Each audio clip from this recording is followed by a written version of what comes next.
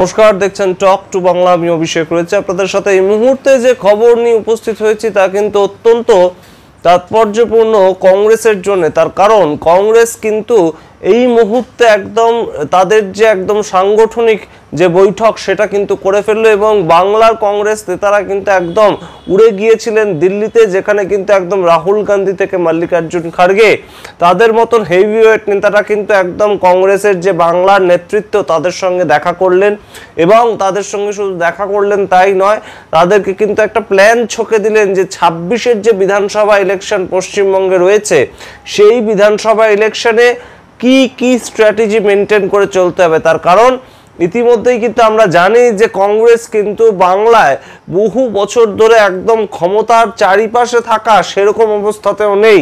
তার কারণ 1977 সালে বামফ্রন্ট সরকার আসার আগে পর্যন্ত কংগ্রেস সরকার একদম ক্ষমতায় ছিল। তারপরে তারা আবার ক্ষমতার মুখ দেখেছিল বলা যায়, কিংবা ক্ষমতার কাছাকাছি এসেছিল পশ্চিমবঙ্গে যখন 2011 সালে একদম তৃণমূল কংগ্রেস নেত্রী মমতা বন্দ্যোপাধ্যায় তিনি ক্ষমতায় আসেন। তার কারণ তৃণমূল কংগ্রেসের সঙ্গে জোটবদ্ধভাবে কিন্তু বাংলার যে প্রদেশ কংগ্রেস তারা লড়াইটা করেছিল 2011 সালে সিপিআইএম তথা বামফ্রন্টের বিরুদ্ধে এবং বামফ্রন্ট সরকারকে কিন্তু হারিয়েছিল বলা যেতে পারে অন্য একটা শক্তি হিসাবে কংগ্রেস, বাংলার প্রদেশ কংগ্রেস। এবং সেই যে জোট হয়েছিল সেই জোট কিন্তু অচিরেই ভেঙে যায়। সুতরাং ক্ষমতার কাছাকাছি থাকা ওই 2011 সাল 2012 সাল সেই পর্যন্তই। তার কারণ 2014 সালের ভোটের পর থেকে কিন্তু আমরা দেখতে পাই যে বাংলার সিপিআইএম এবং বাংলার বামফ্রন্টের সঙ্গে কিন্তু কংগ্রেসের একটা সমঝোতা হয় এবং কংগ্রেসের তৎকালীন যিনি একদম প্রধান ছিলেন, বাংলার প্রদেশ কংগ্রেসের মুখ হিসেবে যিনি পরিচিত অধীর রঞ্জন চৌধুরী, তার নেতৃত্বেই মূলত বাংলার প্রদেশ কংগ্রেস সিপিআইএম এর সঙ্গে এই তৃণমূল সরকারের বিরোধিতা করার ক্ষেত্রে তারা কিন্তু জোটবদ্ধ হয়। এবং সেই যে জোট তৈরি হয় সেই জোট কিন্তু আমরা দেখতে পাই যে 2016 সালের বিধানসভা ইলেকশন, 2019 সালের লোকসভা ইলেকশন, 2021 সালের একদম আবার বিধানসভা ইলেকশন, প্রত্যেকটি ক্ষেত্রেই কিন্তু তারা একদম জোটবদ্ধভাবে লড়াইটা করে এবং তৃণমূল সরকারকে পদে পদে একদম কিন্তু বিদ্ধ করতে তারা কিন্তু ছাড়েনি, না বাম নেতারা না কংগ্রেস নেতারা। কিন্তু 2024 সালে তাদের যে একটা লড়াই করার জায়গা ছিল সেটাও কিন্তু তারা করেছিল। লোকসভা নির্বাচন পর্যন্ত একদম 18 লোকসভা নির্বাচনেও কিন্তু তারা বাম কংগ্রেস জোট তৈরি হয়েছিল এবং জোটের ভিত্তিতে লড়াইটা করেছিল।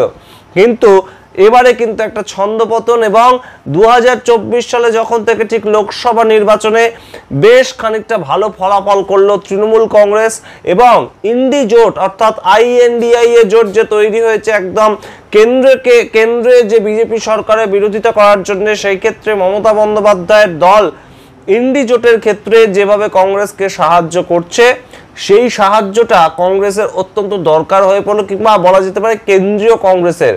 এবং কেন্দ্রীয় কংগ্রেসের সেই সাহায্য যখন দরকার হয়ে পড়লো তখনই আমরা দেখলাম যে হেরে যাওয়া অধীর চৌধুরী এবং প্রদেশ কংগ্রেসের প্রাক্তন সভাপতি যিনি ছিলেন, বাংলার কংগ্রেস বলতেই যিনি পরিচিত ছিলেন, 1987 সাল থেকে যিনি RSP ছাড়ার পর থেকে কংগ্রেসটা করছেন, একদম রাজীব গান্ধীর হাত ধরে যিনি কংগ্রেসে এসেছিলেন, বহরমপুরের বলা যেতে পারে ভূমিপুত্র, বহরমপুর যাকে কেন্দ্র করেই রীতিমতন তৈরি হয়েছিল, সেই অধীর চৌধুরীকে কিন্তু সাইড লাইন করে দিল কেন্দ্রের কংগ্রেস এবং কোনো রকম নোটিশ না দিয়েই কিন্তু তারা একদম বলে দিল যে শুভঙ্কর সরকার নামে এক ব্যক্তি তিনি এখন থেকে প্রদেশ কংগ্রেস সভাপতি হিসেবে থাকবেন এবং অধীর চৌধুরী রাজ্য কমিটিতে থাকলেও প্রদেশ কংগ্রেস সভাপতির দায়িত্ব আর তার হাতে থাকছে না। কিন্তু আমরা দেখেছিলাম সেই সময় একটা টালমাটাল অবস্থা, অধীর চৌধুরী কোনো দল পরিবর্তন করবেন নাকি অধীর চৌধুরী নিজে দল খুলবেন সেটা নিয়েও একটা কিন্তু প্রশ্ন উঠেছিল রাজনৈতিক মহলে।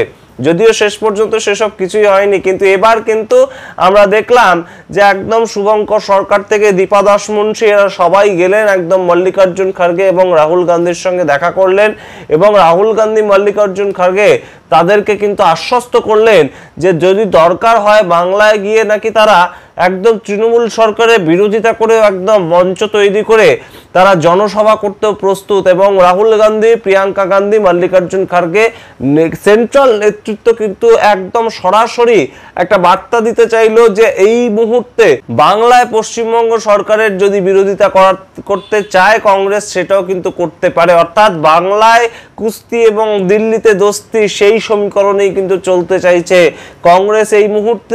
যদিও তার নিরিখে কিভাবে পরবর্তীতে তারা ভোটের লড়াইটা লড়বে সেই সম্বন্ধে কিন্তু এখনো পর্যন্ত কোনো বিস্তারিত যে একটা আলোচনা বা বিস্তারিত কোনো বক্তব্য সেটা কিন্তু কংগ্রেস নেতৃত্বকে, সেন্ট্রাল নেতৃত্বের পক্ষ থেকে আমরা পাই। ইতিমধ্যেই কিন্তু আমরা শুনেছি যে প্রদীপ ভট্টাচার্য, প্রাক্তন প্রদেশ কংগ্রেসের সভাপতি যিনি ছিলেন, তিনি বলেছেন যে মমতা বন্দ্যোপাধ্যায়কে তখন যুব কংগ্রেসের নেতৃত্ব থেকে দল থেকে বের করে দেওয়াটা তাদের ঐতিহাসিক ভুল হয়েছে। এবং একই কথা রেশ টেনে কিন্তু শুভঙ্কর সরকার বলেছেন যে 2011 সালে যখন কংগ্রেস তৃণমূল কংগ্রেসের সঙ্গে জোটবদ্ধভাবে সরকার তৈরি করলো, সেই ক্ষেত্রে তাদের জোট ছেড়ে বেরিয়ে আসাটা কখনোই উচিত হয়নি, আরও পর্যালোচনা করার দরকার ছিল, সেটা একটা ঐতিহাসিক ভুল আবারও তিনি কিন্তু বলেছেন। সুতরাং অবশ্যই তৃণমূল কংগ্রেসের কাছাকাছি, তৃণমূল কংগ্রেসের সাথে একটা জোটবদ্ধ হয়ে লড়াই করার কিন্তু একটা বার্তা যখন ছিলই, ঠিক তখনই কিন্তু কংগ্রেস নেতৃত্ব একদম বাংলার কংগ্রেসকে ডাকলেন, বললেন যে সংগঠনটাকে মজবুত করতে 294টা আসনেই যাতে তারা প্রার্থী দেওয়ার মতন অবস্থায় থাকে এবং প্রত্যেকটি বিধানসভা কেন্দ্রে যাতে কংগ্রেসের কার্যালয় খোলা হয় সেরকম একটা নির্দেশে কিন্তু আসছে কংগ্রেস সূত্র মারফত। এবং তার থেকেও গুরুত্বপূর্ণ বিষয়টা কিন্তু এই মুহূর্তে বাংলার যে প্রদেশ কংগ্রেস তারা কিন্তু আর ওই মালদা, মুর্শিদাবাদ কিংবা বহরমপুর এই যে সাইডটা, এই সাইডটাকে ছেড়েও কিন্তু বিভিন্ন জায়গায় একদম পশ্চিমবঙ্গের বিভিন্ন জেলাগুলোতে কিন্তু তাদের ক্ষমতা বৃদ্ধি করার একটা চেষ্টা করছে। তার কারণ এই মুহূর্তে কিন্তু কংগ্রেসকে আর খুব বেশি কেউ ধর্তব্যের মধ্যেই ধরে না শক্তি হিসাবে। সুতরাং তাদের জোট শক্তি, তাদের যে সাংগঠনিক শক্তি, সেটাকে কোথাও গিয়ে বাড়াতে হবে, এই নির্দেশে কিন্তু এসছে সেন্ট্রাল কমিটির পক্ষ থেকে।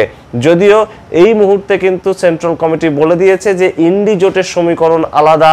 দিল্লিতে তৃণমূল কংগ্রেসের যারা এমপি তারা সমর্থন যেমন করছেন রাহুল গান্ধীকে কিংবা কংগ্রেস দলকে, সেই হিসাবে তারা সেই সমর্থন নেবেন, কিন্তু পশ্চিমবঙ্গে যদি তৃণমূল সরকারকে বিরোধীর জায়গা থেকে একদম কটাক্ষ করতে হয় তাহলেও যেন পশ্চিমবঙ্গের কংগ্রেস নেতারা পিছপা না হন। আমরা জানি না এই দু নৌকায় পা দিয়ে কংগ্রেস আদৌ কোনো লাভ করতে পারবে কিনা।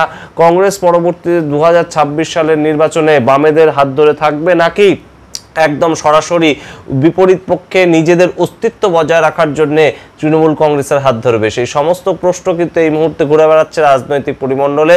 যদিও এই মুহূর্তে কিন্তু যুযুধান দুই শিবির, কিন্তু একদম শাসক এবং বিরোধীর জায়গায় যে তৃণমূল কংগ্রেস এবং বিজেপি রয়েছে তারা কিন্তু এই মুহূর্তে কংগ্রেসকে নিয়ে ভাবতে কিংবা বামেদেরকে নিয়ে ভাবতেও এতটাও গুরুত্ব দিচ্ছে না তারা কোনো কেন্দ্রের ক্ষেত্রেই। আপনারা কি মনে করছেন, কংগ্রেস এবং বামেদের যে জোট শক্তি তারা কি একটা আলাদা শক্তি তৈরি হতে পারবে 2026-এ? কি কোনো ধরনের কোনো আঁচড় তারা কাটতে পারবে নাকি আবারও মুখ থুবড়ে পড়বে কংগ্রেস কিংবা বামেরা? অবশ্যই কমেন্ট বক্সে কমেন্ট করে জানান। দেখতে বলবেন না টক টু বাংলা। প্রত্যেকটি ভিডিও লাইক, কমেন্ট, শেয়ার করে অবশ্যই চ্যানেলটিকে সাবস্ক্রাইব করবেন। ধন্যবাদ।